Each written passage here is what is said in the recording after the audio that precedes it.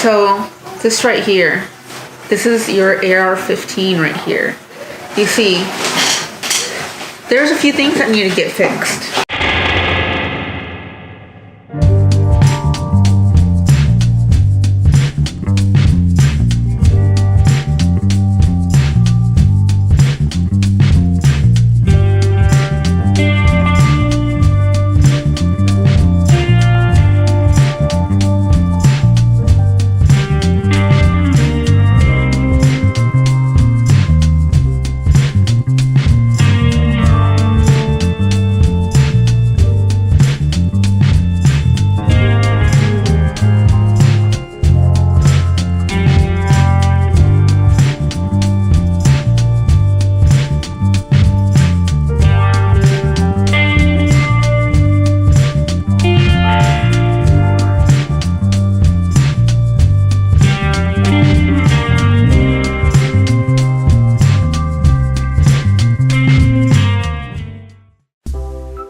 Hey Joe, this is Swan. Just wanted to kind of make a little video and show you exactly what it is that I got going on here.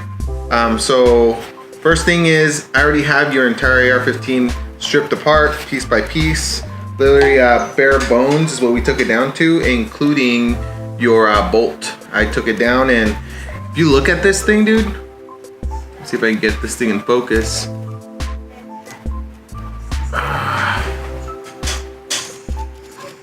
There it is. This thing is corroded, my friend. No, it's pretty bad. So yeah, and that's the entire bolt all the way down inside. So what I'm actually gonna do is I'm actually gonna degrease this before I put it back together for you.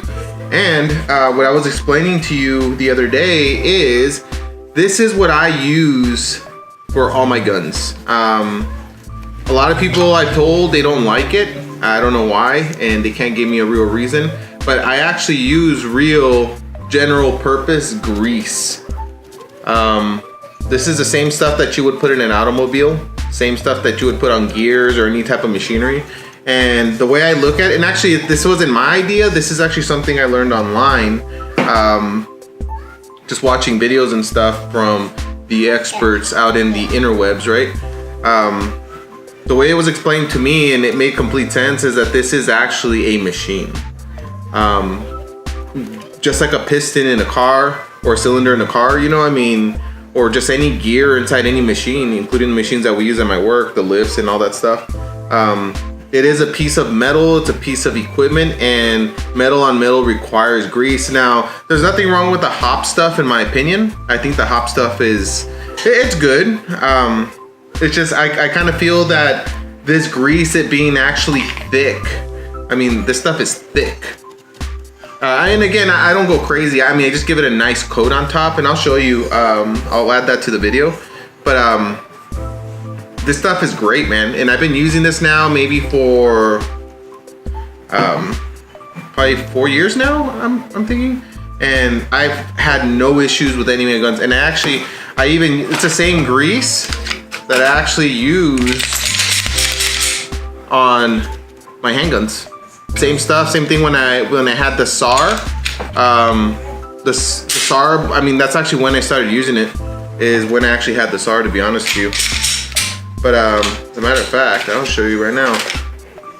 Like for instance, a little bit of grease, my friend, right there. See that? Boom. Nice little glob of grease. If this thing will focus on me. Well, regardless though, I mean, that's a ton on my finger. But actually what I'm gonna do is just gently just coat everywhere where I'm expecting these parts to slide and touch each other. And that's all I do. The rest of it, I grab it and I put it back. Now the neat thing is, I've had this since about 3 years and it's still about this full. I have a spare scope and it's a lot closer. I mean, you can still shoot long range with it, but this one, I mean, you can be shooting pigeons on top of the building across the street from me. I mean, that's how good this one probably is. But for an AR-15, a little bit of overkill, that's your choice. So I'm gonna let you keep your own scope. Obviously it's yours, Simmons. But I'm also gonna give you mine. It's Nikon, I think it's like the P223 series. It was made for 5.56 223 rifles. So If I have it, I'm gonna go ahead and toss that right on there. I think you'll enjoy it more than it being inside my locker. So there's that. But the other thing is this, your light. Fantastic, I fully agree. Every rifle should have a light. Every gun should have a light. That way you can ID anybody that, anybody that happens to try to invade your home at night or whatever it may be, right? But the thing is, you actually want this. My assumption is I've shaken your hand and it looks like you're a right-hander. You actually want this on your left side of your rifle. So I'm gonna go ahead and put it over here. If you're right-handed, if you are left-handed, go ahead and put it on your right side. Because the way I'm looking at it, if it's over here on your, where you had it, on your strong hand, the downside is you have to try to turn this light on and also have your hand on the trigger. If it's on this side already, the neat thing about having it, this is where I have mine. The neat thing is, let me tighten it down. Just enough to get snug. Well, whatever. Actually, I'm gonna put it on there just so I can show you. Boom. So this is actually what you want. You want it over here on your left-hand side because you're gonna hold your gun like so, sir. I have it all taken apart. This will be here. And you're gonna have your hand over here for the trigger with this one. All you have to do with this side is, boom, light it with this hand. And that's without taking your hand off the actual trigger. Just having it ready, because nothing's gonna suck more than if you actually have to push it and then bring your hand back. That's wasted time and that could suck and that could be your life. And I care about you, brother, so recommendation, we're gonna put it on your left-hand side so you can use it properly. Cool laser, I don't have one on mine, but it seems pretty legit. I like it. So I might end up picking one up one day, who knows? But it's actually really cool. Dude, this reminds me of I don't know if you've seen the movie The Terminator, but this is what it reminds me of. Sarah Connor. And then he just like, anyways. Going old school right there. But yeah, so that's pretty much it. Now, the only other thing I went and pulled out was your buffer tube. It looks fine. The one I recommend, and it's Spike's Tactical. I think it's like the T2 something. I'll look it up for you and I'll send it to you. But that's the one I recommend. But I mean, as long as this one was functioning fine, I mean, I don't see a problem with it. The spring looks fine. It doesn't look warped or anything. It doesn't look bent or anything. So we're just gonna go ahead and toss this back in there. Other than that, yeah, I'll probably just end up spraying out, I have a carbon cleaner I'm gonna shove in there. And just kind of clean out your lower receiver as well. It's a little bit gunked up, but that's normal. I probably should pull mine apart too and clean it. I haven't done it in a long time. But yeah, other than that, everything else looks pretty legit. Now, the pieces, these are the pieces. The pieces that you were missing, sir, are gonna be all these on this bottom corner over here. And we're gonna go ahead and put those in there. It's always good to have spare parts, FYI. So, like it or not, I think Magpul makes this one if I remember correctly. I used to have one on mine. I recommend, I don't know, I changed my mind after I tried a few of them. The one I like, hang on real quick. All right, I'm back. The one I've learned to like is this one, also by Magpul, but they actually sell a smaller one, more functional than this one, maybe. I'm not sure, I haven't used it, but it's about this big compared to this one. Like it'd be cut like boom right there. But it's weird once you start using this one. So the purpose of it so that you can put your angle on your gun on there. But let me make sure this thing's empty before I create a boo-boo and you see that and it's gonna be like, dude, this guy has no clue why he's even working on my gun. Anyways, so the reason I actually like this one is that one forces your hand already to be at an awkward angle. Cause it's what would be the word? It's already set up like a triangle kind of. It's a 3-point pretty much. This one's nice because your hand actually just lands in there. And the neat thing about this one, it allows you to almost wrap your entire fingers around the barrel. So that's kind of neat. I feel like I have more control with this one than I did and I'll show you why. Holding this one. See, because this one kind of, it forces you to grip your gun down here. My opinion, it's not the best spot to grip your gun. You want to be able to control this barrel to manage, one, recoil, and two, just have a good firm grip on your gun. This one's kind of like you're grabbing the bottom of a purse. So, I don't know, it's just my opinion. I personally didn't like it. I would recommend that you try the other one, the one I have, or maybe even, not even mine, because I'm thinking that the other one might just be too short, but that's a whole different conversation, I guess. But just an FYI, I wasn't, at first I was a fan of it, and then I tried the other one just because I bought it on sale. It was used, and I shoved it on there, and surprisingly, I actually ended up liking it a lot more. And then the other neat thing too is, for turning, you can also drop your hands. This really lets you maneuver the gun really quick, grabbing it like so. And also, I mean, even like this, you have way more control than if I had it only grab from like that weird bottom, actually let's use this as an example. Worthless piece of crap, FYI. I don't even use this thing. I think it just makes your gun look cooler. The stands, my opinion. But anyway, it'd be like grabbing it from down here, and you know, it's better just to grab your rifle from the barrel, especially when you're trying to manage recoil. And you know, my personal opinion, I don't, honestly, I don't use these that much, and it adds maybe another few ounces that you don't need to have on your gun.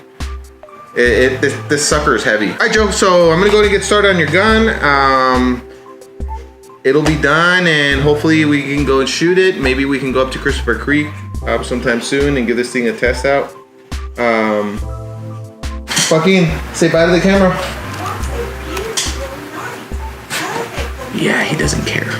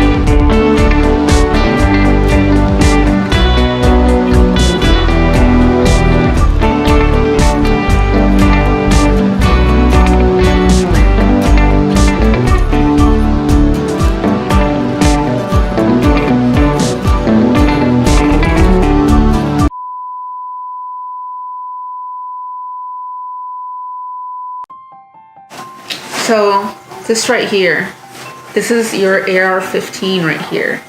You see, there's a few things that need to get fixed. Like this flashlight over here, you see this over here? Was on this side. So now that it's on this side, you can hold your rifle and turn it without having to go like this to turn it on, or like this. So a lot more comfortable, a lot more accurate, and you can light up whatever's in front of you. Also, you can tell that this wonderful P223 optimized